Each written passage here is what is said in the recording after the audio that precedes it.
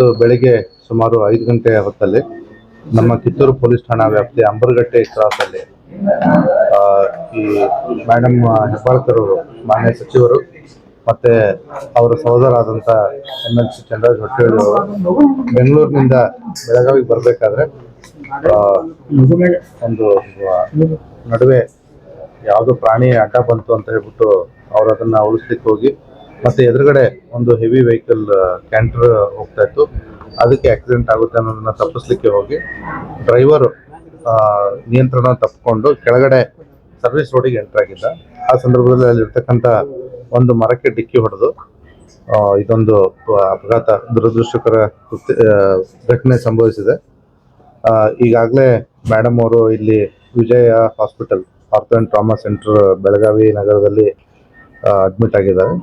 ಈಗಾಗಲೇ ನಾನು ಮಾನ್ಯ ಈ ಡಾಕ್ಟರ್ ಹತ್ರ ಮಾತಾಡಿದ್ದೇನೆ. ಅವರಿಗೆ ಮೈನರ್ ಇಂಜುರೀಸ್ ಇದೆ, L1 L4 ಹೇರ್ಲೈನ್ ಫ್ರ್ಯಾಕ್ಚರ್ಸ್ ಮತ್ತೆ C1 and C4 ಕತ್ತಲ್ಲಿ ಸಬ್ಲಕ್ಸೇಷನ್ ಅಂತಾರೆ. ಸಬ್ಲಕ್ಸೇಷನ್ ಅಂದ್ರೆ ಇನ್ಕಂಪ್ಲೀಟ್ ಡಿಸ್ಲೊಕೇಶನ್ ಅಂತ ಹೇಳಿ. ಇವೆರಡೂ ಪ್ರಕರಣ ಇದರಲ್ಲೂ ಕೂಡ ಟ್ರೀಟ್ಮೆಂಟ್ ಸದ್ಯಕ್ಕೆ ಅವರು ಕನ್ಸರ್ವೇಟಿವ್ ಕೊಡ್ತಾ ಇದ್ದೀವಿ ಅಂತ ಡಾಕ್ಟರ್ ಹೇಳಿದ್ದಾರೆ.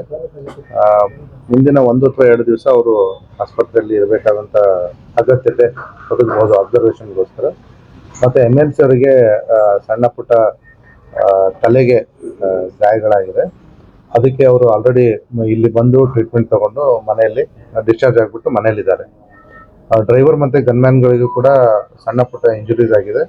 ಅವರು ಇಲ್ಲಿ ಅಡ್ಮಿಟ್ ಆಗುವಂತ ಅವಶ್ಯಕತೆ ಇರೋದ್ರಿಂದ ಅವರು ಕೂಡ ಡಿಸ್ಚಾರ್ಜ್ ಆಗಿ ಹೋಗಿದ್ದಾರೆ.